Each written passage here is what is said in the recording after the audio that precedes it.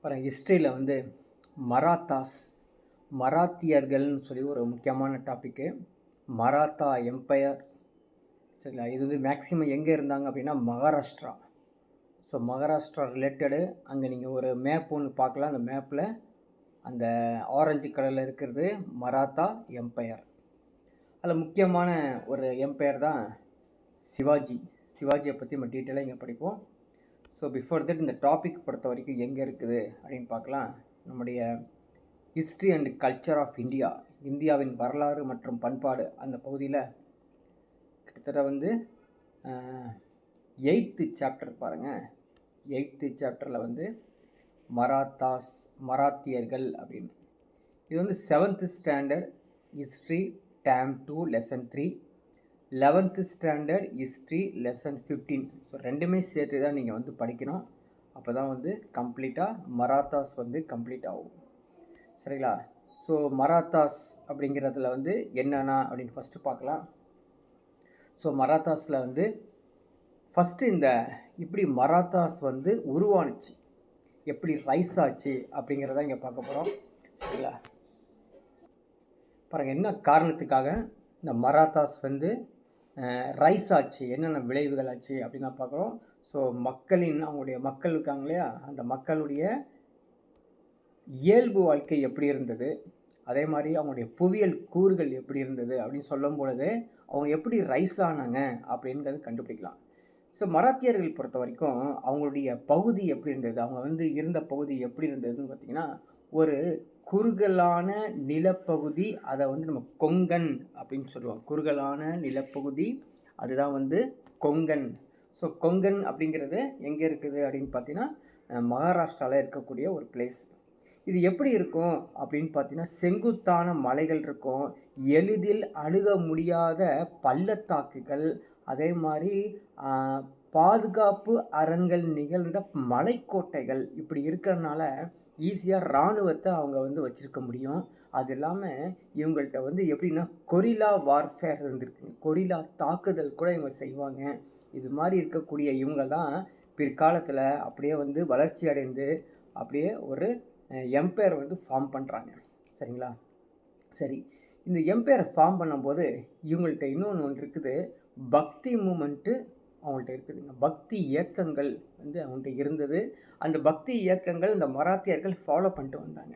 யார் பக்தி இயக்கங்கள் அப்படின்னு பார்த்தீங்கன்னா, மகாராஷ்டிராவில் பொறுத்த வரைக்கும் பக்தி இயக்கம், சில பக்தி மூமெண்ட், அது இல்லாமல் மக்களிடையே நிறைய வந்து பக்தி ரிலேட்டடாக விழிப்புணர்வு இருந்ததுங்க. அது ஒரு முக்கியமான காரணம். அதுக்கப்புறம் மராத்தியர்களிடையே ஒற்றுமையை வந்து உருவாக்குறதுக்காக தான் இந்த பக்தி இயக்கங்கள்லாம் உருவானுச்சு. மராத்தியரில் முக்கியமாக இந்த சமய தலைவர்களை அவங்க ஃபாலோ பண்ணுவாங்க, அங்கே இருக்கக்கூடிய ரிலிஜியஸ் லீடரை ஃபாலோ பண்ணுவாங்க. அப்படி முக்கியமான லீடர் யாருன்னு பார்த்தீங்கன்னா ஏக்நாத் துக்காரம் ராம்தாஸ். ஏக்நாத் துக்காரம், சரிங்களா? அதாவது ஏக்நாத் துக்காரம் ராம்தாஸ் இவங்க வந்து முக்கியமானவங்க. இந்த துக்காரம் ராம்தாஸ் இருக்கார் இல்லைங்களா, துக்காரம் அப்புறம் ராம்தாஸ், இவர் தான் சிவாஜியுடைய மிக நெருக்கமானவர். அதே மாதிரி நிறைய செல்வாக்கு பெற்றவராக இவர் இருந்தார், சரிங்களா? அவருடைய ஃபோட்டோஸ் தான் நீங்கள் பார்க்குறீங்க, துக்காரம் அப்புறம் ராம்தாஸ். அதே மாதிரி அவங்க மராத்திய நாட்டில் வந்து மத எழுச்சியில் பிராமண சமயம் வந்து சார்ந்ததாக இல்லை. அவங்க பேசிக்காக வந்து மத எழுச்சி இருந்தாலும் பிராமணர்களாக அவங்க இல்லையாமா. அது இல்லாமல் அவங்களுடைய அமைப்புகள், சடங்குகள், வகுப்பு வேறுபாடுகள் எல்லாமே வந்து பார்த்திங்கன்னா அவற்றிற்கு எதிராக தான் அவங்க வந்து செயல்பட்டு இருந்தாங்களாமா. இதை பற்றி நீதிபதி ராணேடே வந்து எக்ஸ்பிளைன் பண்ணியிருக்காருன்னு சொல்கிறாங்க. அதே மாதிரி மராத்தியருடைய மொழி எப்படி இருந்தது, லாங்குவேஜ், அதே மாதிரி லிட்ரேச்சர், இலக்கியம் எப்படி இருந்தது அப்படின்னு பார்க்கலாம். ஸோ மராத்தியரிடையே ஒற்றுமை வளர்ப்பதற்காக அவங்களுடைய மொழியும் இலக்கமும் ரொம்ப ரொம்ப பயன்பாட்டில் இருந்ததுங்க. அதில் பக்தி இயக்க பெரியோர்கள் மராத்திய மொழியில் வந்து இயற்றிய பாடல்கள் எல்லாமே அங்கே இருந்தது. அதை பேஸ் பண்ணி அனைத்து சாதிகளையும் வர்க்கங்களையும் சேர்ந்த மக்களால் அது பாடப்பட்டிருந்த ஒரு முக்கியமான பாடல்கள்லாம் இங்கே இருந்ததாமா, சரிங்களா? மீதி இல்லாமல் எக்ஸ்டர்னல் காசஸ், பிற காரணங்கள் என்னன்னா அப்படின்னு பார்த்தோம்னா பீஜப்பூர், கோல்குண்டா, சரிங்களா? பீஜப்பூர், கோல்கொண்டா அந்த அரசுகள்லாம் வந்து மராத்தியரோட ஒன்றிணைந்ததாக இருந்தாங்களாமா. பீஜப்பூர், கோல்கொண்டா அது மட்டும் இல்லாமல் அகமது நகர் அங்கே இருக்கக்கூடிய சுல்தான்களுக்கு எதிராக தக்கான போர்களில் ஈடுபட்டவங்க இந்த மராத்தியர்கள். தக்கான பகுதினா இந்த டெக்கன் பிளேசஸ் அப்படிங்கிறது நம்ம சவுத் பிளேஸ் தான் வரும். அதாவது மகாராஷ்டிரா, கர்நாடகா, தமிழ்நாடு எல்லாமே டெக்கன் பிளேசஸ்ஸு. அந்த பகுதியில் மராத்தியர் தனது தலைமையின் கீழ் ஒன்று திரட்டி சிவாஜி ஒரு வலுவான அரசை வந்து நிறுவினாராமா.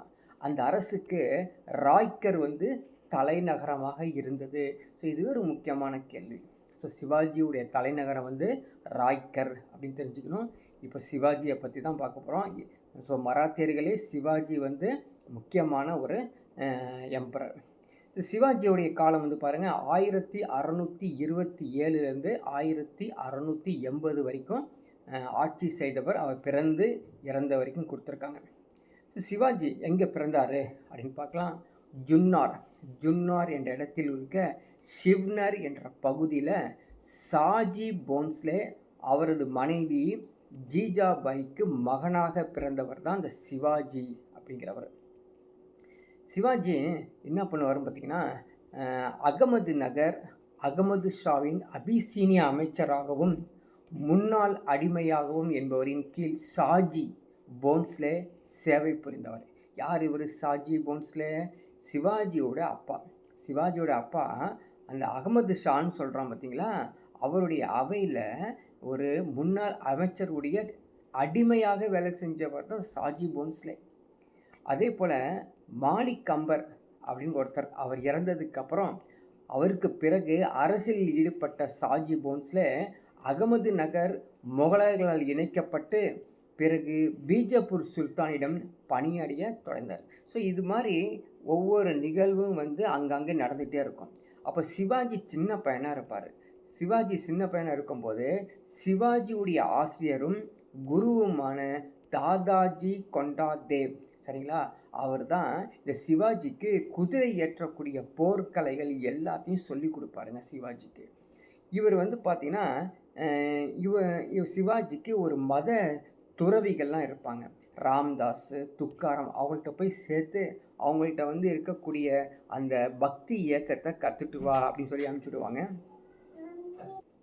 இப்போ சிவாஜியுடைய ஆட்சி காலத்தில் மிலிட்ரி எப்படி இருந்தது, அது இல்லாமல் இராணுவ வெற்றிகள் எப்படி ஏற்பட்டது அப்படிங்கிறது தான் அடுத்த பகுதி, சரிங்களா. 1646 அந்த வாக்கில் 1646 தோர்னா கோட்டை பீஜப்பூர் சுல்தானிடமிருந்து கைப்பற்றப்பட்டது. இதான் வந்து சிவாஜியுடைய ஃபஸ்ட்டு கன்க்விஸ்ட். 1646 தோர்னா இருக்குது பார்த்தீங்களா, அந்த பிளேஸ்லேருந்து ஒரு 5 மைல் தொலைவில் வந்து ராய்க்கர் அப்படிங்கிற ஒரு ஃபோர்ட்டை வந்து கட்டுறாரு சிவாஜி. பிறகு 1647 தாதாஜி கொண்டாதேவ் வந்து இறந்ததுக்கு பிறகு அவருடைய தந்தையுடைய ஜாகிர் நிலத்தை வந்து நிர்வகிக்கும் பொறுப்பை சிவாஜி வந்து ஏற்காருங்க. அதனைத் தொடர்ந்து பாராமதி, இந்துப்பூர், புரந்தர், கொண்டானா இந்த நிறைய கோட்டைகளை வந்து நேரடி சிவாஜியுடைய கண்ட்ரோலில் வந்துடும். சிவாஜி 1649லேருந்து 1645 வரை அவருடைய இராணுவ செயல்பாடுகளை வந்து அதிகமாக கான்சன்ட்ரேட் பண்ணாமல் விலகியே இருந்தாருங்க. இந்த காலகட்டத்தில் தான் அவர் தனது அதிகாரத்தையும் நிர்வாகத்தையும் ஒருங்கிணைக்கணும் அப்படின்னு பிளான் பண்ணிகிட்டே வந்தார். 1656 அந்த 56லேருந்து சிவாஜி தனது இராணுவ செயல்பாடுகளை வந்து ஆரம்பிக்கிறாரு. சத்தாரா மாவட்டத்தில் இருக்கிற ஜாவ்லி அப்படிங்கிற இடத்த வந்து ஃபஸ்ட்டு அவர் வந்து கைப்பற்றாருங்க. ஜாவ்லி இடத்திலிருந்து கிட்டத்தட்ட அந்த வெஸ்ட்டில் வந்து 2 மைல் தூரத்தில் பிரதாப் நகர் என்ற ஒரு புதிய கோட்டையும் அவர் கட்டுறாரு. ஸோ ஒவ்வொரு டைம்லைன் ஷார்ட்லேயும் வந்து பார்த்திங்கன்னா சிவாஜி என்ன செஞ்சுருக்காங்கிறது அப்படி தனித்தனியாக நீங்கள் வந்து மனப்பாடம் பண்ணி வச்சுக்கணும், சரிங்களா.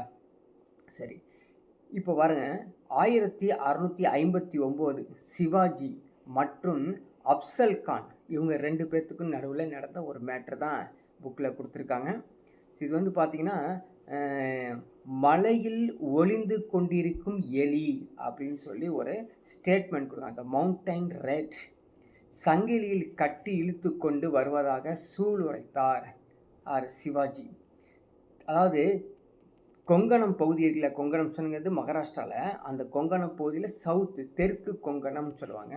அந்த தெற்கு கொங்கணம் கோல்ஹாப்பூர் மாவட்டத்தை தாக்கி மராத்திய படைகளை பன்ஹலா கோட்டையில் கைப்பற்றின. ஸோ இதை வந்து இந்த இந்த யார் சுல்தான் இருக்கார் இல்லையா, அவர் பேர் என்ன சொன்னோம், அப்சல் கானுக்கும் சிவாஜிக்கும் ஏற்படக்கூடிய அந்த டிஸ்பியூட்ஸ் இது. பீஜப்பூர் சுல்தான் தாமே இந்த படைகளுக்கு தலைமை தாங்கினார். இந்த போர் சுமார் ஓராண்டு காலம் வந்து நீடிச்சுமா. இறுதியாக என்னாச்சு, பேச்சுவார்த்தைக்கு பிறகு சிவாஜி தனது ஆளுகையில் கீழே உள்ள பகுதிகளை ஆட்சியாளர் வந்து அங்கீகரிக்கப்பட்டார் அப்படின்னு சொல்லி அப்சல் கானுக்கும் சிவாஜிக்கும் நடந்த அந்த சின்ன டிஸ்பியூட்டை தான் இங்கே சொல்லியிருக்காங்க. ஓகேங்களா. ஸோ நெக்ஸ்ட் ஒன்று பாருங்கள், சிவாஜிக்கும் முகலாயர்களுக்கும் ஏற்பட்ட பிரச்சனைகள். ஸோ இவருடைய ஆட்சி காலத்தில் அவுரங்கசீப் வந்து சமகாலத்தில் வாழ்ந்தார். மராத்தியரில் சிவாஜி இருப்பார், முகலாயரில் வந்து அவுரங்கசீப் இருப்பார். ரெண்டு பேருக்கும் அடிக்கடி சண்டை நடந்துட்டு இருக்கும்.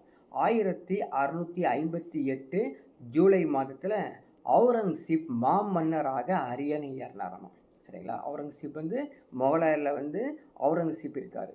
சிவாஜியை அடக்குவதை முக்கிய நோக்கமாக கொண்டு 1660ஆம் ஆண்டு செயிஸ்ட் கான் தக்காணத்தில் ஆளுநராக நியமிக்கப்பட்டார். அவுரங்கசீப் என்ன பண்ணுறாரு, செயிஸ்ட் கானை தக்கான பிளேஸ் அந்த டெக்கன் பிளேஸ் மகாராஷ்டிரா கர்நாடகா தமிழ்நாட்டில் வந்து ஆளுநராக நியமிக்கிறார். இருந்தாலும் சிவாஜி ஒரு தைரியமானவர். ஒரு இரவில் பூனாவுக்கு 400 படை வீரர்களுடன் திருமண குழுவினர் போல சென்று அவர் செயிஸ்ட் கானை இல்லம் மீது தாக்குதல் நடத்தியிருக்காரு. இது வந்து ஒரு முக்கியமான நிகழ்வு. அது ஒரு மாறு வேடத்தில் சிவாஜி ஒரு பூனாவில் 400 படை வீரர்களை எடுத்துகிட்டு போய் செயிஸ்ட் கான் வீட்டில் போய் தாக்குதல் நடத்துகிறாரு. இதனால் என்னாகும், 1663 டிசம்பர் மாதத்தில் அவுரங்கசீப் செயிஸ்ட் கானை தக்காணத்திலிருந்து திருப்பி அழைத்து கொண்டார். இது மாதிரி ஒரு நிகழ்வு நடந்தது. சரியாக அவன் கவனிக்கப்படலைன்னு சொல்லி அந்த செயிஸ்ட் கானை அவுரங்கசீப் வந்து ரிட்டர்ன் வாங்கிக்கிறார். இப்போ அடுத்தது யாருன்னா, சிவாஜிக்கும் ஜெய்சிங்க்கும் இடையே நடைபெற்ற ஒரு முக்கியமான நிகழ்வு. இது எங்கே அப்படின்னா 1664 சூரத் நகர்.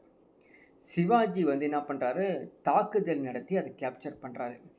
சிவாஜியை வீழ்த்துவதற்காகவும் பீஜப்பூரை இணைப்பதற்காகவும் ராஜபுத்திர தளபதி ராஜா ஜெய்சிங் தலைமையில் ஒரு இராணுவத்தை அவுரங்கசீப் வந்து அனுப்புகிறாரு.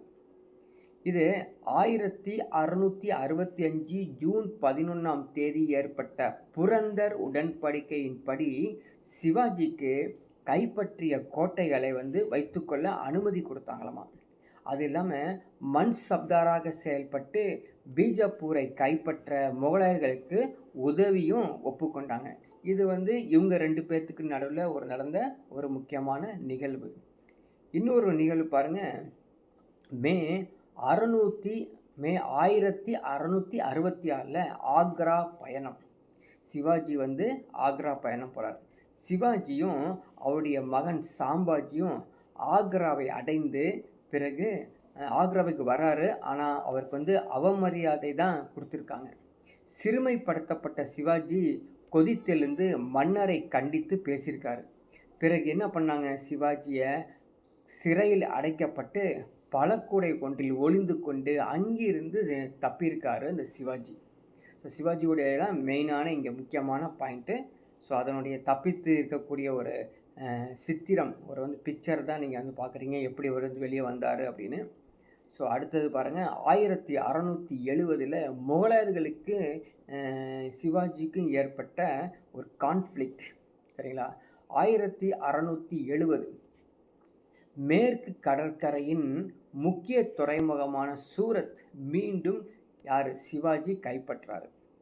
1672ஆம் ஆண்டு சூரத்திலிருந்து சவுத் எனப்படும் 1/4 வருமானத்தை வருடாந்திர கப்பமாக மராத்தியர் வந்து பெற்றனர். ஸோ இது வந்து என்னாச்சு அப்படின்னு பார்த்தீங்கன்னா, சிவாஜி வந்து 1670 சூரத் நகரை வந்து கேப்சர் பண்ணிடுறாரு.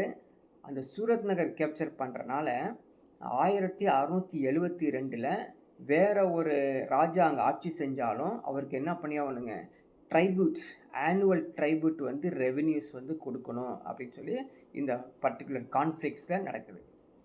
இன்னொன்று பாருங்கள், அரியணை ஏறுதல் எப்போ, ஜூன் 6, 1674. சரிங்களா? ஜூன் 6, 1674 சிவாஜி ராய்கர் கோட்டையில் வேத முறைப்படி அவர் Chhatrapati Shivaji the supreme king அப்படிங்கிற பட்டத்தோட ஒரு ஆட்சியில் அப்போ தான் அவர் அரியணையை ஏறுறாரு. இது வந்து இன்னும் நீங்கள் பார்த்தீங்கன்னா பூனேயில் போனீங்கன்னா இது மாதிரி ஒரு கட்டடம் இருக்கும், பாலடைஞ்ச கட்டடம் மாதிரி. இதுதான் அவனுடைய ரைக்கரில் இருக்கக்கூடிய முக்கியமான ஒரு கோட்டை. ஸோ அவர் எங்கெங்கே ஆட்சி செஞ்சார், எந்தெந்த இடத்துலலாம் வந்து மராத்தியர்கள் வந்து சிவாஜியுடைய ஆட்சி எல்லை இருந்தது, டெரிட்டரி இருந்தது தான் இங்கே படத்தில் நீங்கள் பார்த்துட்ருக்குது. சரிங்களா? சரி, தக்கான போர், யார், சிவாஜியுடைய ஆட்சி காலத்தில் தக்கான போர் எப்படி இருந்தது? ஸோ டெக்கன் கேம்பெயின்ஸ் பார்க்கலாம். செஞ்சி, வேலூர், இது எல்லாத்தையுமே அவர் கைப்பற்றாரு. அதே மாதிரி சகோதர உறவிலான வெங்கோஜியை அல்லது எக்கோஜியைன்னு சொல்லுவாங்க, அவன் மூலமாக தஞ்சாவூரையும் அவர் கேப்சர் பண்ணி தன்னுடைய கண்ட்ரோலில் வச்சுக்கிறார். மதுரை நாய்க்கர்களுக்கு பெரும் தொகையை கப்பமாக தரவும் அவர் உறுதியளித்தார். ஸோ இந்த பிளேஸ் பொறுத்த வரைக்கும், இந்த பர்டிகுலர் பிளேஸ் பொறுத்த வரைக்கும் டெக்கன்னா எக்ஸ்ட்ரீம் சவுத்து, தஞ்சாவூர் வரைக்கும் அவர் ஆட்சி செஞ்சுருக்காரு. செஞ்சி, செங்கல்பட்டு சொல்கிறாங்க, செஞ்சி, வேலூர், இந்த பிளேஸையும் அவர் வந்து கேப்சர் பண்ணியிருக்காரு. அது இல்லாமல் தஞ்சாவூர் கேப்சர் பண்ணி அவர் ஆட்சி செஞ்சுருக்காரு. அதே மாதிரி மதுரையும் வந்து கேப்சர் பண்ணியிருக்காரு. அங்கே மதுரை நாயக்கர்கள் வந்து ஸோ ஆனுவல் ட்ரைபியூட் வந்து அமௌண்ட் பே பண்ணியிருக்காங்க அப்படின்னு தெரிஞ்சிருச்சு. ஸோ இவருக்கு அப்புறம் பார்த்தீங்கன்னா சாம்பாஜி சொல்லக்கூடிய அர்த்தர், இவருக்கு அடுத்தபடியாக ஆட்சி செய்தவர். அண்ணாஜி தாத்தாவுடனுடைய சச்சரவுக்கு பின்னர் சாம்பாஜி ஆட்சி பொறுப்பில் வராருங்க. மார்வார் ரத்தோர் குடும்பத்தை சேர்ந்த துர்காதாஸ் அவுரங்கசீப்பிற்கு எதிராக கலகம் செய்து அவரது மகன் அக்பருக்கு மகாராஷ்டிராவிற்கும் வந்தார்கள். ஸோ இந்த பிளேஸ் வந்து பார்த்திங்கன்னா இன் பிட்வீனில் அக்பருடைய பையன் ஆட்சி செய்கிறாரு. அங்கே பார்த்தீங்கன்னா அவுரங்கசீப்பு, இங்கே வந்து மராத்தாஸ். 1861 அவுரங்கசீப் தானே தக்காணத்தை வந்து அடைந்தார். அவரே வந்து 1861 அவரே வந்து தக்காணத்துக்கு வந்துடுறாரு. வந்து பீஜப்பூரையும் கோல்கொண்டாவையும் கைப்பற்றி இணைப்பதே அவுரங்கசீப்பின் ஒரு முக்கிய நோக்கமாக இருந்தது. ஸோ இந்த பர்டிகுலர் பிளேஸில் வந்து பார்த்தீங்கன்னா சாம்பாஜி என்ட்ரி ஆனதுக்கப்புறம் என்ன நடந்தது அப்படின்னு நிகழ்வு.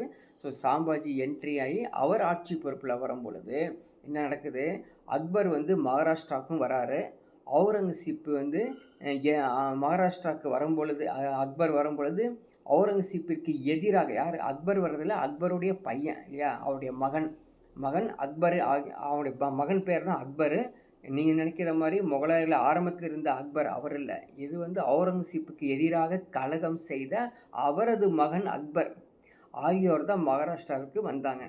அவுரங்கசீப் தானாகவே 1861 வந்து அவர் வந்து நேரடியாகவே பீஜப்பூர், கோல்கொண்டாவை வந்து கேப்சர் பண்ணிக்கிறார். ஸோ இவருக்கு அப்புறம் வந்தவர் பார்த்திங்கன்னா ராஜாராம் செஞ்சி கோட்டையிலிருந்து சண்டையை வந்து ஆரம்பிக்கிறாராம். செஞ்சி கோட்டையிலிருந்து சண்டையை ராஜாராம் வந்து ஆரம்பிக்கிறாரு. 1700 மரணம் அடைந்த பிறகு, யார், ராஜாராம் மரணம் அடைந்த பிறகு அவருடைய மனைவி தாராபாய் தலைமையில் போராட்டம் வந்து ஆரம்பிக்கிறாங்க.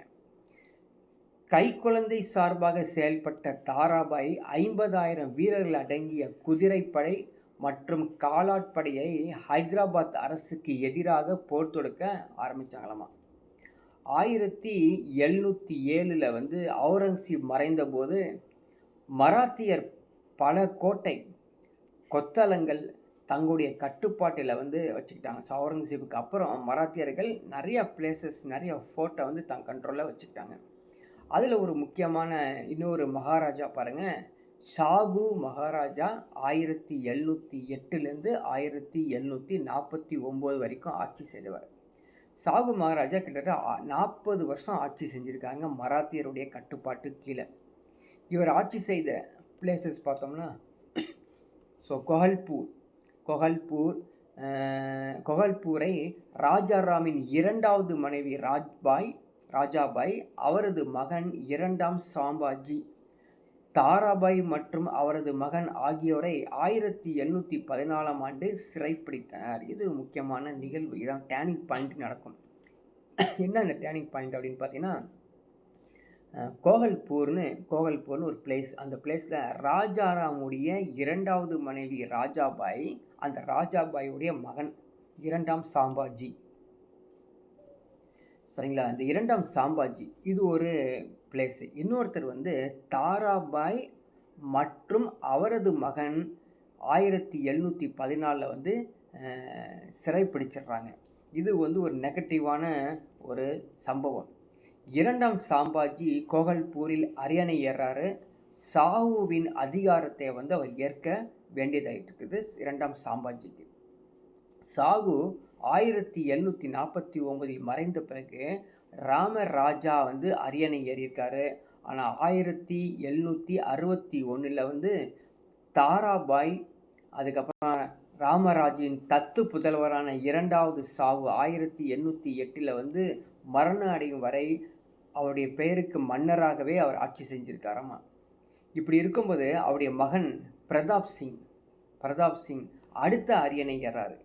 பிரிட்டிஷ் அரசுக்கு எதிராக சதி திட்டம் தீட்டியதாக குற்றம் சாட்டி 1839ஆம் ஆண்டு அவர் என்ன பண்ணுறாங்க, பிரிட்டிஷ் அரசு ஆட்சியிலிருந்து நீக்கிறாங்க. இது ஒரு அடுத்த ஒரு நிகழ்வு. பிரிட்டிஷ் அரசாங்கம் வந்து வந்திருக்காங்க இந்த பிளேஸில். பார்த்திங்கன்னா மராத்தியரை பொறுத்த வரைக்கும் முகலாயர்களுடைய ஆட்சி காலத்தில், சுல்தானுடைய ஆட்சி காலம், அதுக்கப்புறம் வந்து பிரிட்டிஷுடைய ஆட்சி காலத்துலேயும் அந்த மராத்தியர்கள் வந்து ஆட்சி செஞ்சுருக்காங்க. அப்படிங்கிறது தான் இங்கே முக்கியமான பாயிண்ட்டை வந்து புரிஞ்சுக்கிட்டு நீங்கள் இந்த டைம் லைனிங் ஞாபகம் வச்சுக்கணும். பிரதாப் சிங் ஒரு சிறை கைதியாக 1847 வரை இருந்து மரணம் அடைஞ்சிட்டாருங்க. அவருடைய இளவல் சாஜி அப்பா சாஹிப் இரண்டாம் சாஜி 1839ஆம் ஆண்டு அரசராக பிரிட்டிஷ் அரசால் வந்து பதவி அமைச்சாங்களாமா. தனக்கு பின் ஆள்வதற்கு ஒருவர் மற்ற நிலையில் இரண்டாம் சாஜி 1848 வந்து இறந்துடுறாரு. ஸோ இறக்க என்ன அவங்க பிரிட்டிஷ் ஆட்சி உள்ளே நுழைஞ்சிட்டே இருக்கும், சரிங்களா? ஸோ இந்த மராத்தியர்களுடைய ஒரு முக்கியமான ஒரு குழு ஆட்சியில் வந்து பார்த்திங்கன்னா பேஷ்வாக்கள். ஸோ பேஷ்வா ஆட்சி 1713 1818 ஆட்சி செஞ்சாங்க. பேஷ்வா அல்லது பிரதம மந்திரி, ஜென்ரலி வந்து அவங்களுடைய மராத்தியரில் வந்து பேஷ்வா அப்படின்னா பிரதம மந்திரி என்பவர் சிவாஜியின் அமைச்சரான அஷ்டபிரதான அமைப்பில் முதன்மையானவர் தான் அந்த பேஷ்வா. 18ஆம் நூற்றாண்டில் பேஷ்வாக்கள் அதிக அதிகாரங்களை பெற்று ஆட்சி புரிஞ்சாங்க. இதுதான் வந்து பேஷ்வாவுடைய ஒரு முக்கியமான நிகழ்வு. அதில் முக்கியமானவர் யாருன்னா பாலாஜி விஸ்வநாத், ஆற்றல் மிகுந்த முதல் பேஷ்வா. பேஷ்வா என்ற பாரசீக சொல்லின் பொருள் என்னன்னா முதன்மையான பிரதம அமைச்சர் அப்படின்னு அர்த்தம். இப்போ பாலாஜி விஸ்வநாத்தை பற்றி பார்க்கலாம். 1713 1720 ஆட்சி செய்த பாலாஜி விஸ்வநாத் இவர் வந்து மேற்கு கரை கனோஜ் ஆங்கில அதிக அதிகாரம் படைத்த கடற்படை தளபதியாக திகழ்ந்தவர் தான் இவர். உள்நாட்டு போரின் போது கனோஜ் ஆங்கிரோ தாராபாய்க்கு ஆதரவு தெரிவித்ததாக இங்கே வந்து கூறப்பட்டுள்ளது கனோஜ், சரிங்களா? அதே போல் ஐரோப்பியரால் ஏற்படும் ஆபத்தை பற்றி அவருக்கு எடுத்துரைத்த பேஷ்வா ஷாகுவிடம் தனக்கு உள்ள விசுவாசத்தை வந்து உறுதி செஞ்சாரவான். அதுக்கப்புறம் ஜாகிர்களை வழங்கும் நடைமுறையை மீண்டும் வழக்கத்திற்கு கொண்டு வந்தார். பேஷ்வாவின் பதவி மரபு சார்ந்ததாக காணப்பட்டது. The office of Peshwa was made hereditary அப்படி.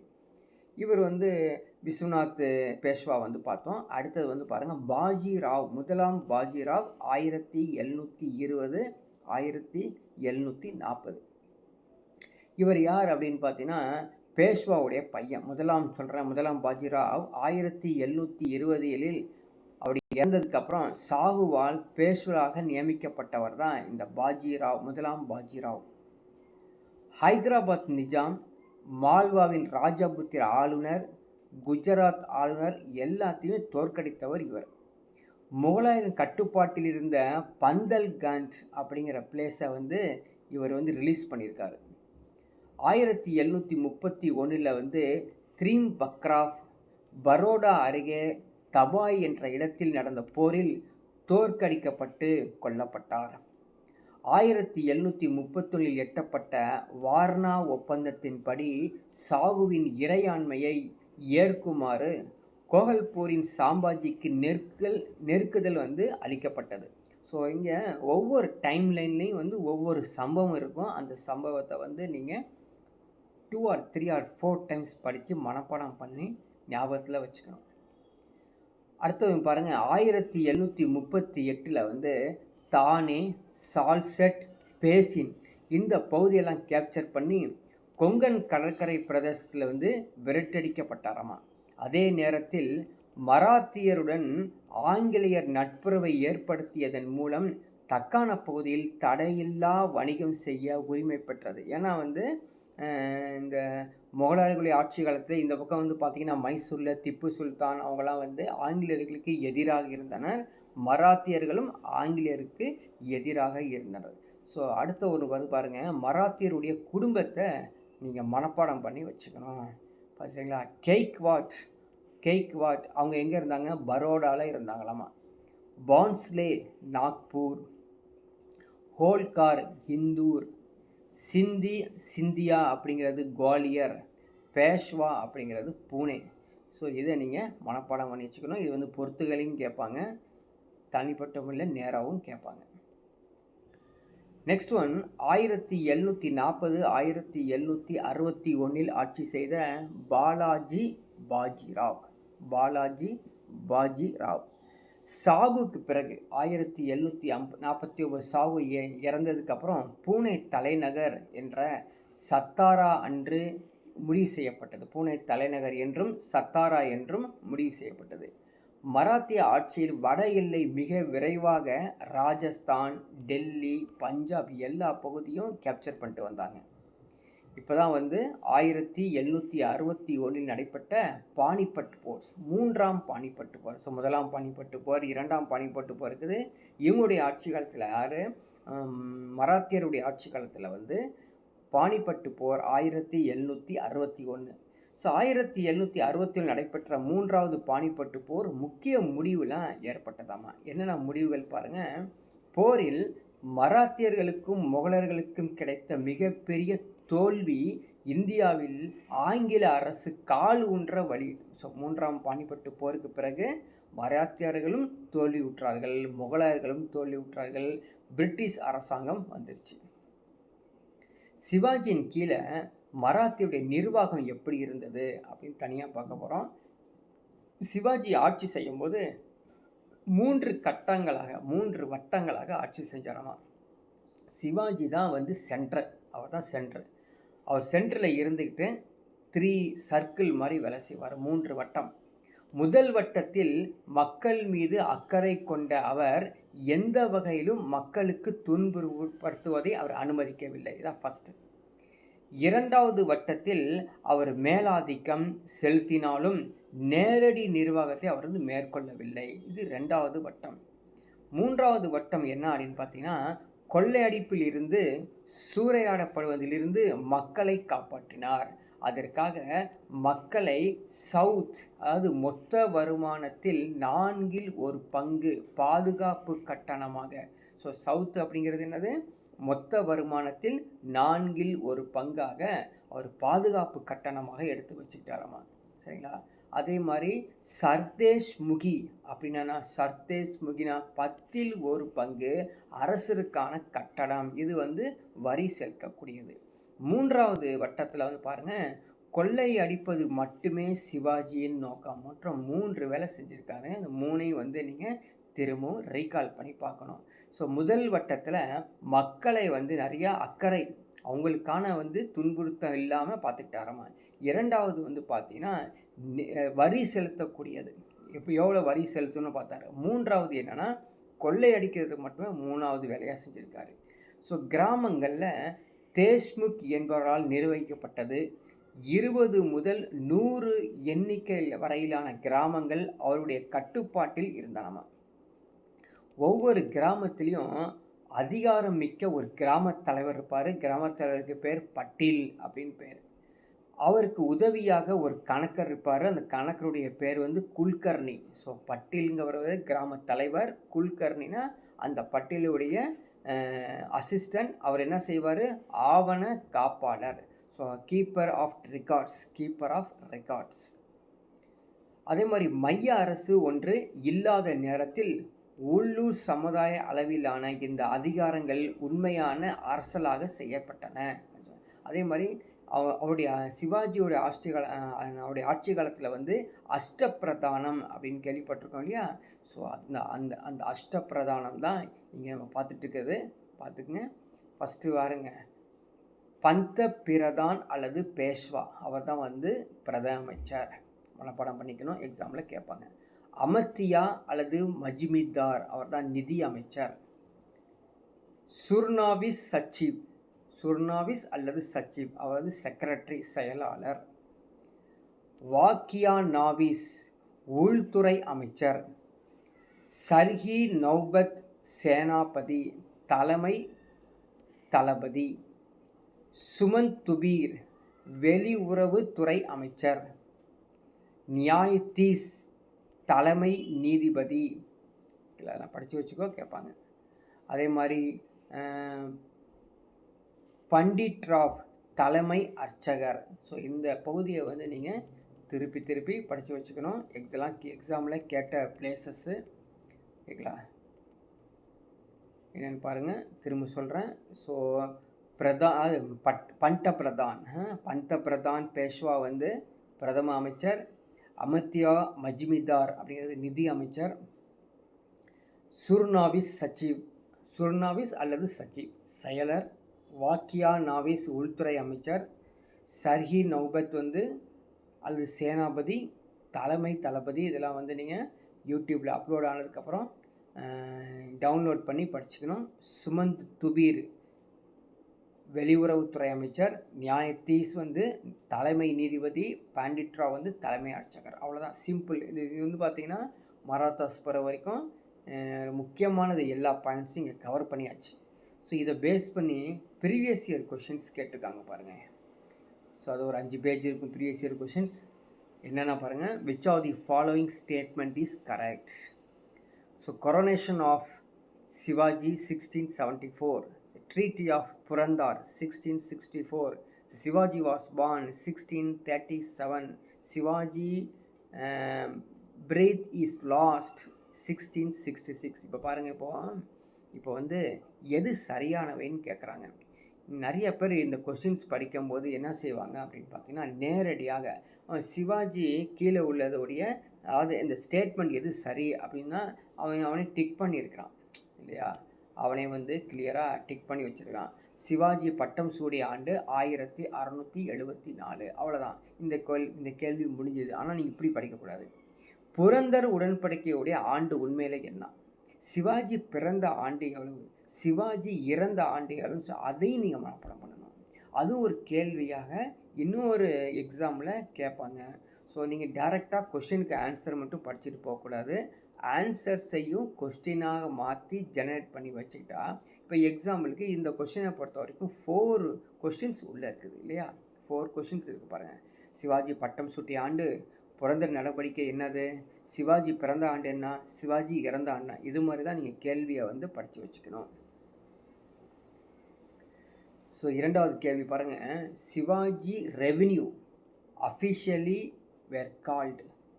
சரிங்களா, இது வந்து பார்த்திங்கன்னா சிவாஜியுடைய வருவாய்த்துறை அலுவலர்கள் என்று அழைக்கப்பட்டது வந்து கற்கூன்கள்.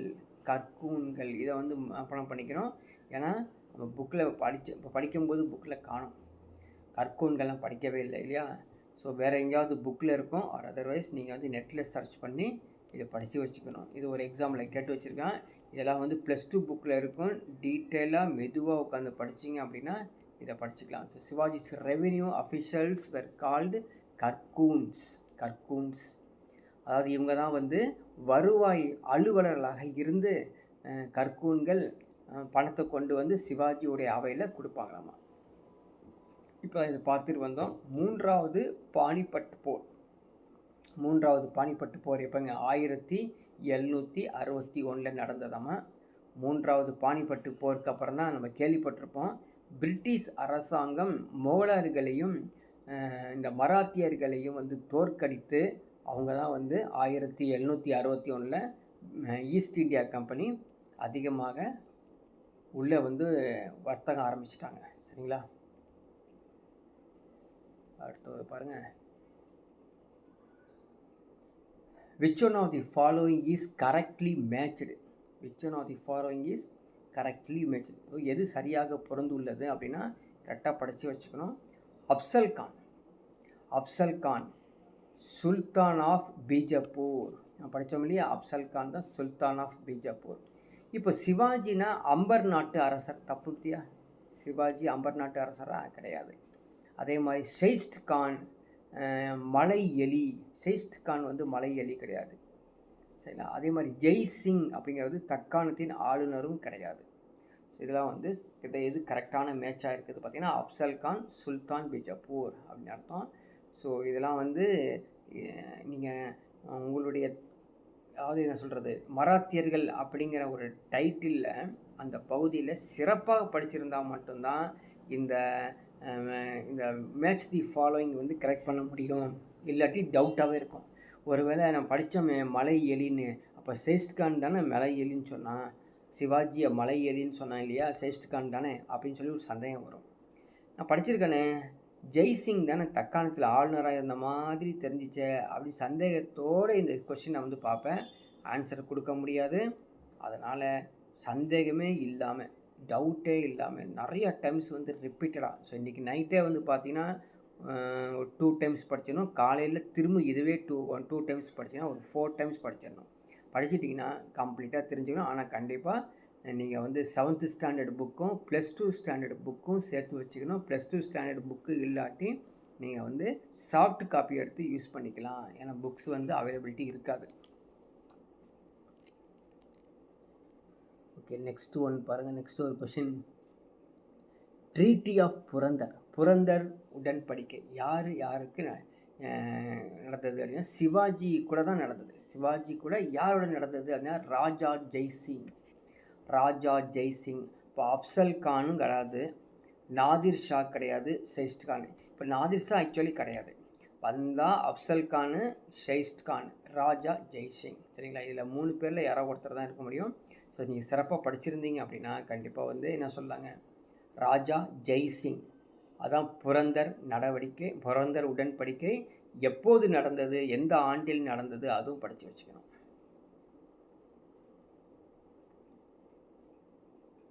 அடுத்த ஒரு கேள்வி பாருங்கள், டேஸ் the greatest of the Peshwa. பேஷ்வாக்களின் தலை சிறந்தவராக போற்றப்படுவார். முதலாம் பேஷ்வா யாருங்க? பாலாஜி விஸ்வநாத். படித்தோம் இல்லையா? முதலாம் பேஷ்வா வந்து பாலாஜி விஸ்வநாத். ஆனால் வந்து பேஷ்வாக்களின் தலை சிறந்தவராக இருந்தவர் பாஜிராவ். மறந்துடாதீங்க. ஷாகுங்கிறது அதுக்கு முன்னாடி இருந்தவர், ஷாகு மகாராஜா அதுக்கு முன்னாடி இருந்தவர். பாஜிராவ் தான் பேஷ்வாக்களின் தலை சிறந்தவராக போற்றப்பட்டவர்.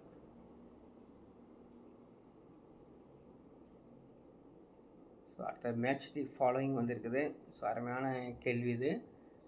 இதை வந்து சரியாக ஞாபகப்படுத்தி சொல்கிறதே அவ்வளோ கஷ்டம். சிவாஜி எப்போ பிறந்தார்? 1627 பிறந்தார். மறந்துடக்கூடாது. சரி, இல்லைன்னா கூட மனப்பாடம் பண்ணிக்கணும். சார் ஞாபகம் இல்லை எனக்கு, மனப்பாடம் பண்ணிக்கணும். கொஸ்டின்ஸை பேஸ் பண்ணி நீங்கள் மனப்பாடம் பண்ணிக்கணும். சிவாஜி 1627 பிறந்தார். புரந்தர் உடன்படிக்கை 1665. புரந்தர் உடன்படிக்கை 1665. சிவாஜி ஆக்ராவுக்கு போனது எப்போ? 1665. இது ஒரு பார்த்தீங்கன்னா ஃபேன்சி நம்பர் 1666. ஈஸியாக ஞாபகம் வச்சுக்கலாம். சிவாஜி வந்து ஆக்ராவுக்கு பயணம் செய்தது 1666. ஓகேவா? அடுத்தது சிவாஜி அஸ்யூம்ட் சத்ரபதி சிவாஜி அப்படிங்கிற கொண்டு வந்தது 1674. சிவாஜி வந்து சத்ரபதி அப்படிங்கிற பேரை கொண்டு 1674. ஸோ கண்டிப்பாக வந்து இந்த இயர் பேஸ் பண்ணி கொஷின்ஸ் கண்டிப்பாக கேட்பாங்க, மனப்பாடம் பண்ணிக்கோ. ஸோ நிறையா கொஷின்ஸ் வந்துக்கிட்டே இருக்கு பாருங்கள், அடுத்து கொஷின் வந்துகிட்டே இருக்குது. ஆனால் இந்த பகுதியில் வந்து கண்டிப்பாக நீங்கள் எக்ஸாம்ஸ் டிஎன்பிஎஸ்சி எக்ஸாம் அட்டன் பண்ணிங்க அப்படின்னா 2 to 3 கொஷின்ஸ் வந்து கேட்டுருவாங்க. அதே மாதிரி குப்தாஸில் கேட்பாங்க, மராத்தாஸில் கேட்பாங்க. சரிங்களா, அதெல்லாம் படித்து வச்சுக்கோங்க, கண்டிப்பாக வரும். ஸோ இந்த டாபிக் இதோட முடியுது. நெக்ஸ்ட் கிளாஸில் நெக்ஸ்ட் ஒரு டாபிக் பார்க்கலாம்.